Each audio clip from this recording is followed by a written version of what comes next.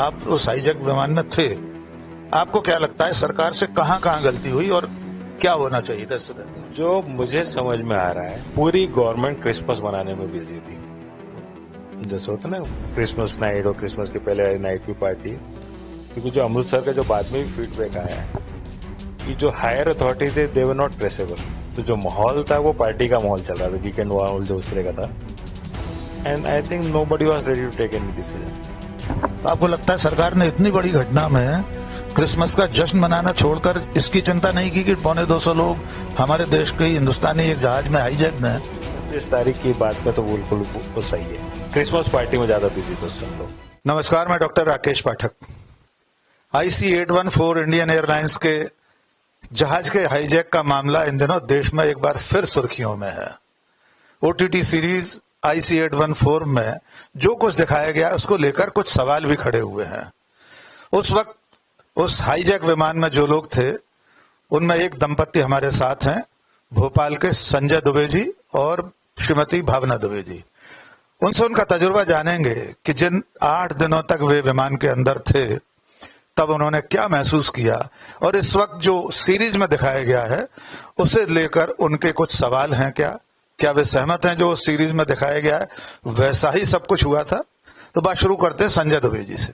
संजय जी, आपको बहुत बहुत स्वागत है DV लाइव पर। हम लोगों ने सीरीज अभी तक देखी तो नहीं है, और जो हमने सुना है जो लोगों से, एक तो जो टेररिस्ट जो थे, 5 लोगों को है, काफी सॉफ्ट बताया गया है।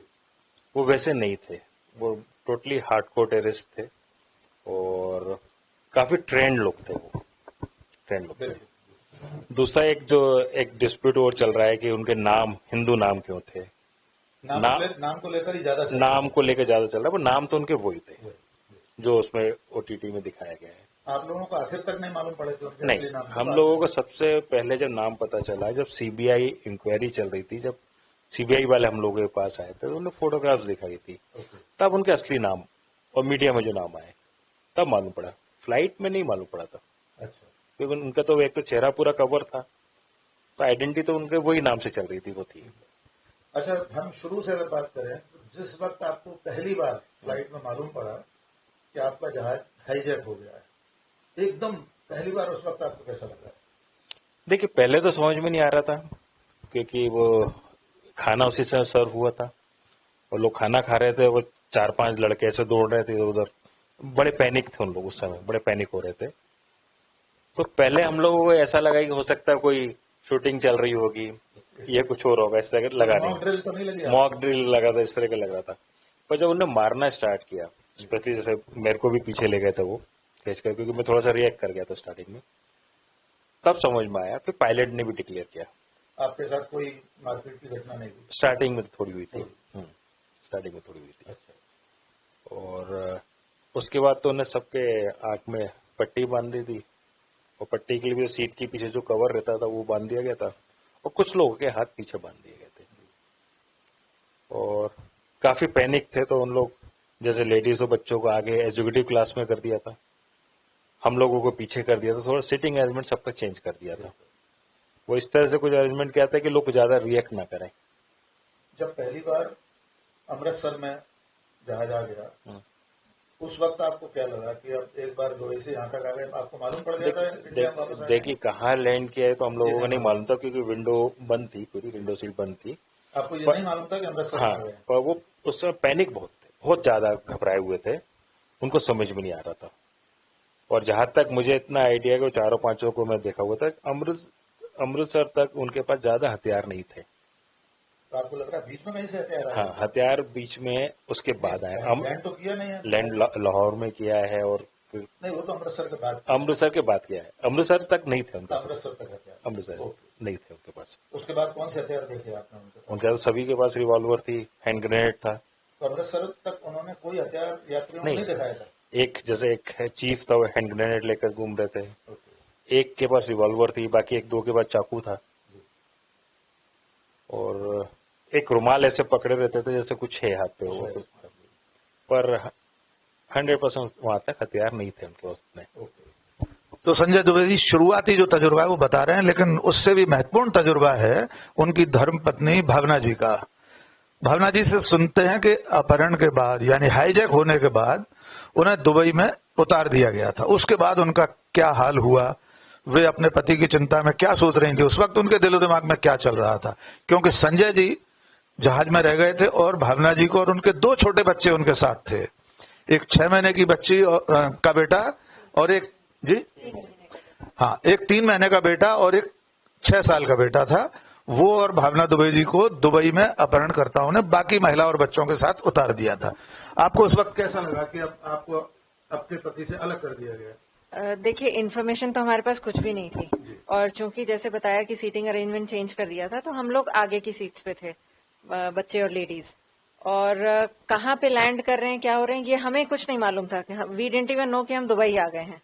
जब हम नीचे उतरे तो इट वाज पिच डार्क, कोई प्रॉपर एयरपोर्ट नहीं था। वो बाद में पता चला कि एयरफोर्स बेस था शायद वो कोई। तो बिल्कुल अंधेरा था, कोई इंसान आजू बाजू कोई भी नहीं था। जब एक बार एयरक्राफ्ट का दरवाजा बंद हो गया तो हम लोग स्टैंडर्ड लोग 27 लोग नीचे खड़े थे। We didn't know what to do next. थोड़ी देर बाद फिर हमें कुछ जीप्स की लाइट वगैरह आती हुई दिखी, और तब तक हमें कोई अनुमान नहीं था कि हम कहाँ उतारे गए हैं, कौन सी कंट्री में हैं, क्या देश है, आगे क्या होना है, प्लेन का क्या होना है, कुछ भी नहीं मालूम था। वो तो जब फिर वो फ्लाइट्स एक्सेस की तो वो लोग इशारा करते हुए बोलते हुए आए कि हम लोग दुबई आर्मी हैं, डोंट बी स्कैर्ड, हम लोग आपके प्रोटेक्शन के लिए आए हैं वगैरह।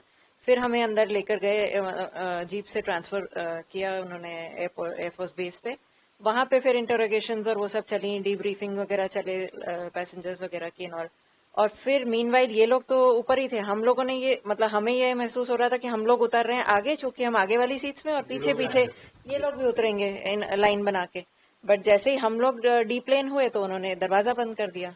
उसके बाद तो फिर हमें जो भी इन्फॉर्मेशन मिल रही थी वो मीडिया से ही मिल रही थी, बाकी तो हमें कोई इन्फॉर्मेशन। तो वहां पर दुबई में आपको कहाँ रखा गया था और कहाँ रुकाया गया था? दुबई में हमें किसी होटल में ले गए थे for a very short time, और उसके बाद फिर वापस एयरपोर्ट ले आए थे, बिकॉज प्लेन इंडिया से आ रहा था, गवर्नमेंट का प्लेन, हमें वापस ले जाने के लिए। बट चूंकि एक वो रुपिन कत्याल की डेड बॉडी थी जिसके बहुत सारा पेपर वर्क हो रहा था, तो it took a lot of time. फिर हम अल्टीमेटली जो फ्लाई अप कर पाए थे वो रात को ही जाकर कर पाए थे। तो सुबह से फिर हम एयरपोर्ट पे ही बैठे हुए थे। तो जो रुपिन कत्याल थे जिनको आतंकवादियों ने मार दिया था, आप जिस वक्त दुबई में उतरे तब आपको मालूम हो चुका था कि एक व्यक्ति को मार दिया इन लोगों ने? देखिए, रुपिन कत्याल को वही मैं कह रही हूँ, चूंकि मैं फर्स्ट रो में थी, तो जब उसको आगे बिजनेस क्लास में ले जा रहे थे मारते हुए, तो मुझे ये तो मालूम था कि इनके साथ कुछ हुआ है, बट ये नहीं मालूम था कि ही विल बी किल्ड।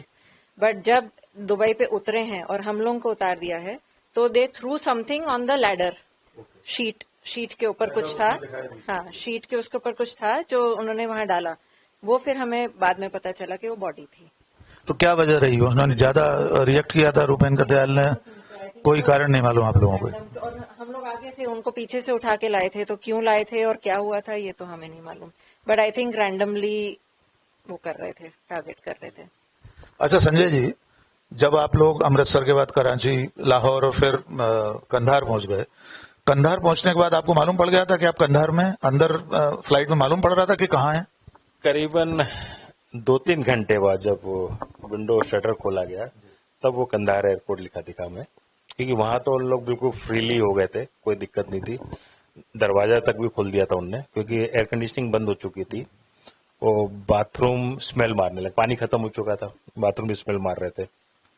और चारों तरफ प्लेन को कंधार जो तालिबानी लोग थे उन्होंने घेरा हुआ था, और गाड़ी से और अपना स्टैंड गन, मशीन गन ऐसे दिखाते रहते थे खिड़की से। तो अगर वहां कोई उतरना भी चाहे तो उतर नहीं सकता था, और माहौल ही कुछ अलग था वहां, जैसे उनका होम ग्राउंड था वो, कि अब हम अपने घर आ गए, अब क्या होगा, कुछ नहीं होगा।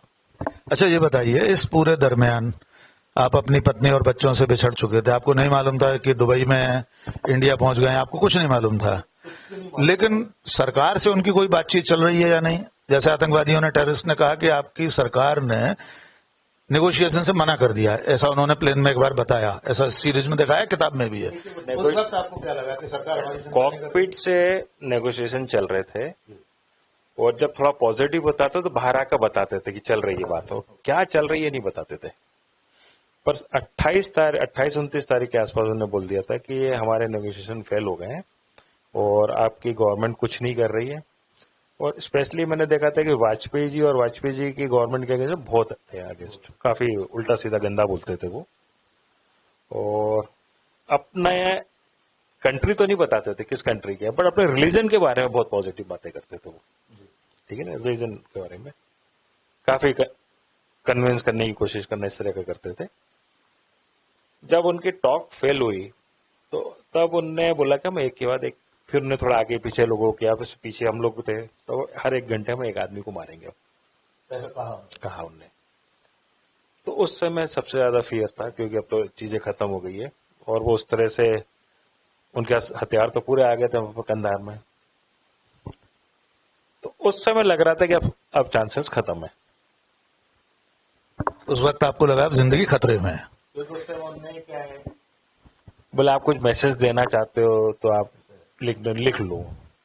तो जो भी पॉकेट में जो भी कागज मिलता, पेन मिलता, आपने जो एक सेंटी मैसेज जो होता है, जो कि जो भी आप लिख सकते हो अपने, जैसे होता है मरने के पहले का क्या आपका वो है।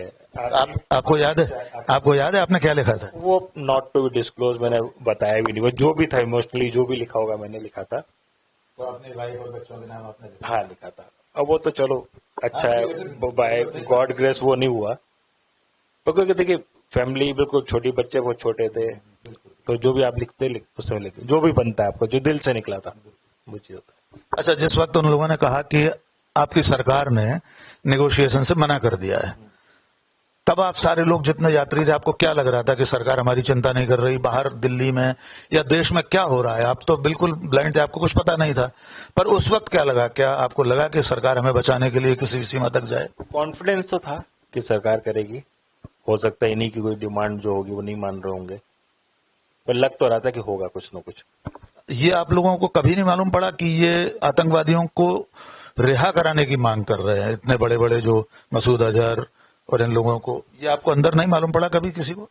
थोड़ा बहुत हिंट होती थी, क्योंकि रात को जनरली लोगों से बात भी हो जाती थी, कई बार जैसे पीछे खड़े हुए हैं जो स्पेशली जो डॉक्टर था, जिसका नाम डॉक्टर था, वहां पर खड़े, तो कभी धीरे धीरे कभी बोल देता था। कभी ऐसा सुनने में आया कि 36 आतंकवादी को छुड़वाने के लिए कुछ वही थी, वो चीज बोली थी उनने कॉन्फिडेंशियली आपस में बात करते हुए, क्योंकि आपके एक फ्रेंडली टर्म्स हो जाते हैं जब, तो वो चीज तो बोला था उनने। अच्छा भावना जी, जब आप दिल्ली आ गए दुबई से, तब आपको इतना तो मालूम पड़ चुका होगा कि अमृतसर एक बार रुकी थी फ्लाइट, 30-35 मिनट 45 मिनट वहां रही और फिर चली गई। उस वक्त आपको क्या ऐसा लगा था कि यहाँ पर कोई एक्शन लेना चाहिए था सिक्योरिटी फोर्सेस को या गवर्नमेंट को? 45 मिनट्स अपने देश के भीतर मिले थे और आप दिल्ली में थे उस वक्त, तो उस वक्त आप या बाकी लोग जितने, हम लोग अमृतसर में, अच्छा अमृतसर, अच्छा जी, अमृतसर टू दुबई, दुबई से दुबई से डायरेक्ट कर दिया। हाँ उसी की बात कर रहा हूं मैं। जब आप दिल्ली वापस आ गए, फ्री हो गए, तब तक आपको मालूम पड़ चुका था कि अमृतसर आई थी फ्लाइट, रुकी थी, देश के भीतर 45 मिनट रहा जहाज। तब आप लोग क्या सोच रहे थे? क्या यहाँ पर कोई एक्शन लेना चाहिए था? क्या वो रिस्क थी? अगर कमांडो ऑपरेशन होता तो क्या हो सकता था? आप लोग क्या चाहते थे कि सरकार क्या करती? देखिए, जो अमृतसर भी जब रुके हैं तो उस टाइम तो हमें ये नहीं मालूम था कि ये अमृतसर है और कहाँ पर रुके हैं और विद इन कंट्री है, आउट ऑफ कंट्री है, कहाँ पे, वो बाद में पता चला। तो ऑन हाइंडसाइड जब आप एनालाइज करते हो तो लगता है कि 45 minutes is a big period जब कुछ सॉलिड एक्शन हो सकता था। अब वो क्यों नहीं हुआ, क्या कंफ्यूजन हुए, मिसमैनेजमेंट हुए, उस टाइम इतने सेंट्रलाइज फोर्सेज भी अपने नहीं थे, एनएसजी वगैरह नहीं थी, और ये जो क्या कहते हैं रैपिड एक्शन वाले जो हैं वो सब नहीं थे। तो एक उम्मीद तो थी उस टाइम पे, और पैनिक उनमें बहुत था उस टाइम पे, क्योंकि जितने वो कर रहे थे, भाग दौड़ रहे थे, शटर्स डाउन करवा रहे थे, टैंकर आते हुए भी हमें एक आध दिखा था, बट उसके बाद एवरीथिंग वो तो टेक ऑफ ही कर दिया उन्होंने पैनिक में। और उस टाइम जो पैनिक था उसमें तो फिर वो छुरे वुरे सब चलाने को तैयार थे। तो हो सकता था, मतलब, बट वी बीइंग सिविलियंस हम क्या कमेंट करें उसके ऊपर। नहीं, लेकिन कमांडो ऑपरेशन होता तो कुछ यात्री मारे भी जा सकते थे। हो सकता है, वेरी पॉसिबल, बट अब जो लिखा था वैसा ही हुआ जो डेस्टिनी था, डेस्टिनी के अगेंस्ट तो कुछ नहीं। आतंकवादी अंताक्षरी भी खिलवा रहे थे, बाकी थोड़े दिनों बाद, 1-2 दिन बाद थोड़े फ्रेंडली हो गए थे, दोस्ताना बातचीत करने लगे थे। तो आप लोगों ने भी अंताक्षरी खेली थी?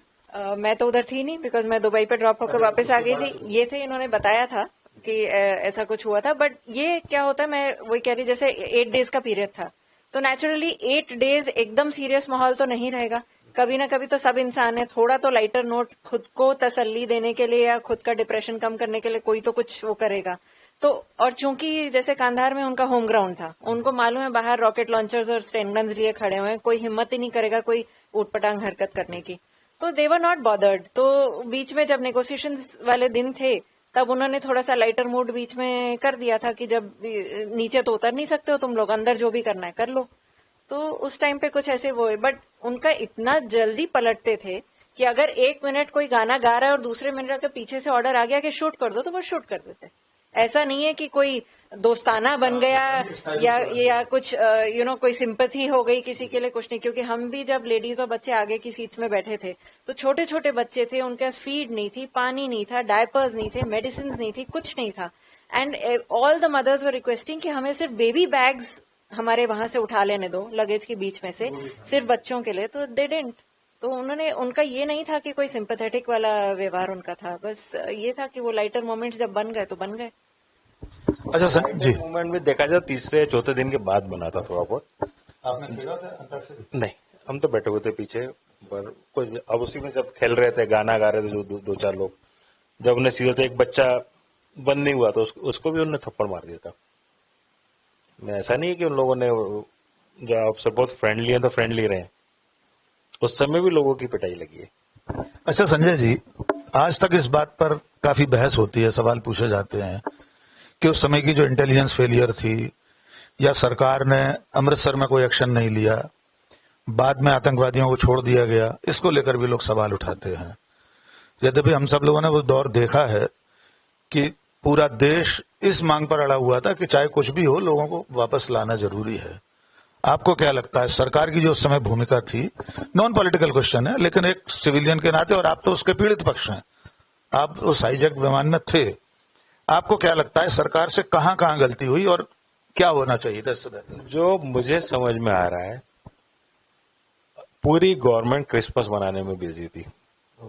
जैसे होता ना क्रिसमस नाइट और क्रिसमस के पहले नाइट की पार्टी, क्योंकि जो अमृतसर का जो बाद में भी फीडबैक आया है कि जो हायर अथॉरिटी थे दे वर नॉट ट्रेसेबल। तो जो माहौल था वो पार्टी का माहौल चल रहा था, वीकेंड माहौल जो उस तरह का था, and I think nobody was ready to take any decision. तो आपको लगता है सरकार ने इतनी बड़ी घटना में क्रिसमस का जश्न मनाना छोड़कर इसकी चिंता नहीं की कि 250 लोग हमारे देश के हिंदुस्तानी एक जहाज में हाईजैक में? 25 तारीख की बात में तो बिल्कुल वो सही है, कोई गलत नहीं है उसमें। जो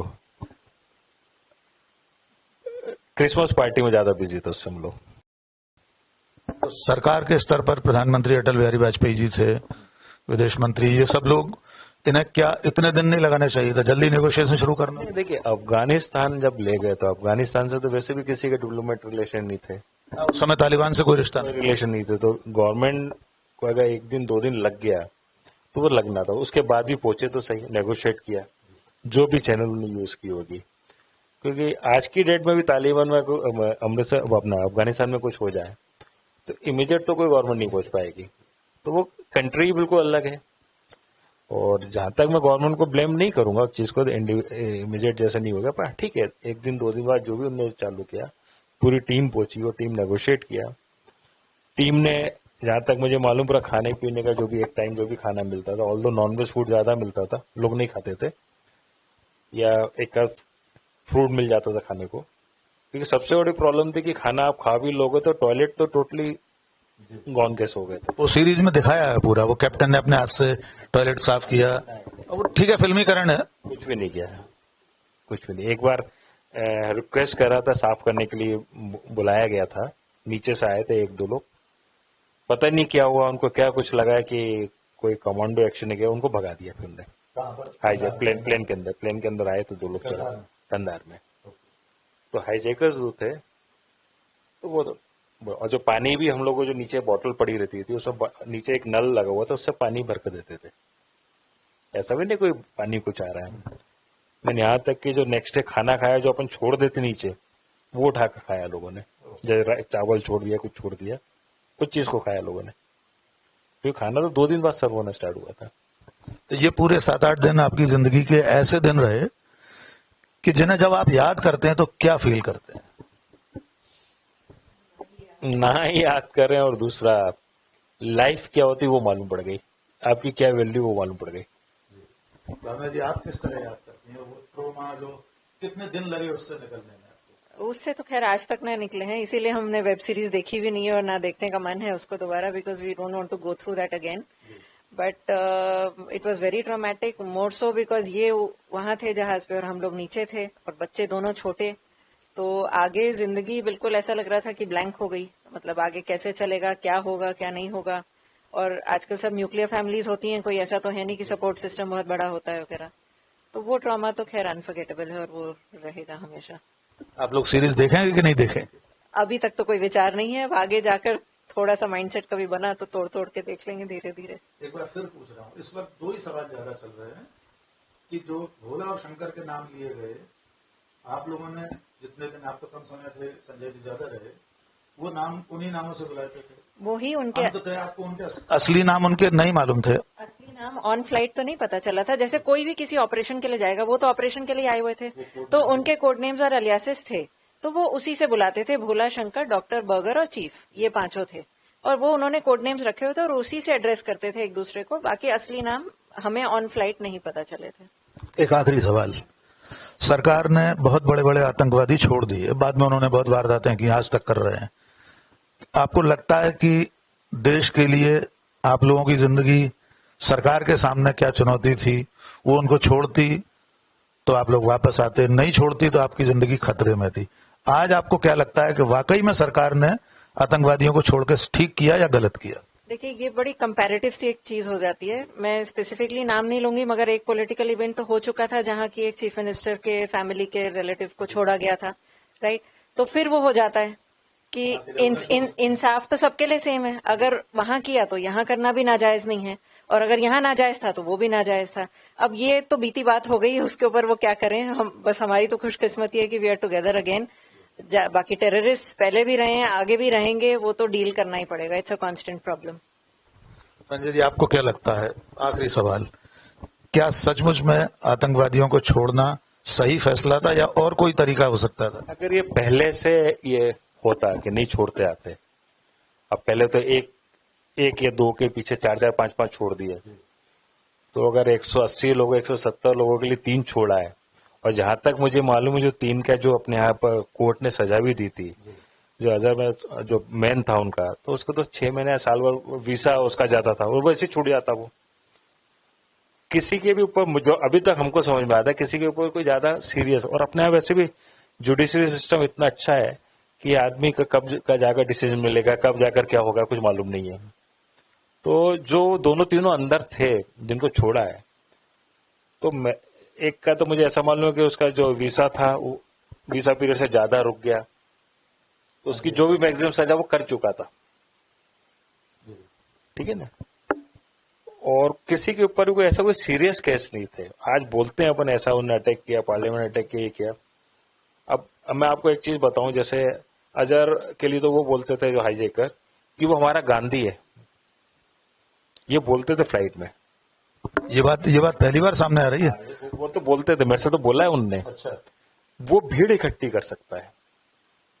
एक बार फिर रिपीट कर दीजिए, वो लोग क्या बोलते थे मसूद अजहर के लिए? मसूद अजहर के लिए बोलते थे वो हमारे लिए तो गांधी है, वो भीड़ इकट्ठी कर सकता है, उसकी इतनी इज्जत थी वहां पर, वो टेररिस्ट के बीच में। मैं गांधी जी से कंपेयर नहीं, गांधी जी का एक अलग स्टेटस है, वो उनसे हम कंपेयर भी नहीं कर सकते, सवाल ही नहीं, कभी नहीं। उन लोगों के लिए अगर वो आतंकवादी भी अपने उसमें हम नाम रख रहे हैं उस तरह का रख रहे हैं, क्योंकि उन्होंने देखिए अपना नाम भी तो शंकर भोला ही सब रखा, भगवान जी के नाम से रखा है, तो वो तो किसी भी लेवल में जा सकते हैं। आप सीरीज देखेंगे कि नहीं? हाँ, देखेंगे, क्योंकि जब इतनी पब्लिसिटी हो गई है तो एक बार देखें कैसा क्या है। अब देखिए, सीरीज तो उन्हें अपने पैसे के लिए बनाई, प्रॉफिट के लिए बनाई उनने, ठीक है, और इस डिस्प्यूट से उससे उनका और अच्छा ही चल रहा है, दे आर मेकिंग मनी, तो वो प्रॉफिटेबल हो गया उनके लिए तो प्रोजेक्ट ये। तो ये थे संजय दुबे और भावना दुबे जी, जो IC-814 में इंडियन एयरलाइंस के उस विमान में थे जैसे आतंकवादियों ने 1999 में अपहृत कर लिया था, हाईजैक करके कंधार ले गए थे, और उसके बाद दुर्दांत आतंकवादियों को छोड़ा गया था। उसके बाद आप सब लोग सकुशल लौट कर आए, लेकिन आज भी 25 साल बाद भी संजय दुबे और भावना दुबे के दिलो दिमाग में वो घटना, वो 7-8 दिन आज भी वैसे के वैसे दर्ज हैं। आमतौर पर वे उसे याद भी नहीं करना चाहते, लेकिन वे मानते हैं कि जिस तरह से सीरीज में दिखाया गया है उसमें आतंकवादियों की भूमिका जिस तरह थोड़ी सॉफ्ट दिखाई गई है वैसी नहीं थी। वे हार्डकोर आतंकवादी थे, टेररिस्ट थे। चूंकि लगातार 7-8 दिन का वाकया है तो बीच बीच में वे अंताक्षरी भी करते थे। जहां तक नाम का सवाल है, वे भोला और शंकर नाम से ही एक दूसरे को बुलाते थे और सबके कोड नेम थे जो सीरीज में दिखाए गए हैं। इसके बावजूद जब शुरुआत में घटना हुई थी उसको लेकर संजय जी का कहना यह है कि उस वक्त की सरकार और प्रशासन के लोग क्रिसमस के मूड में थे, जश्न मना रहे थे। तत्काल उतनी गंभीरता से इस घटना को, इस हाईजैक को नहीं लिया गया, इसलिए शायद थोड़ी देरी हुई।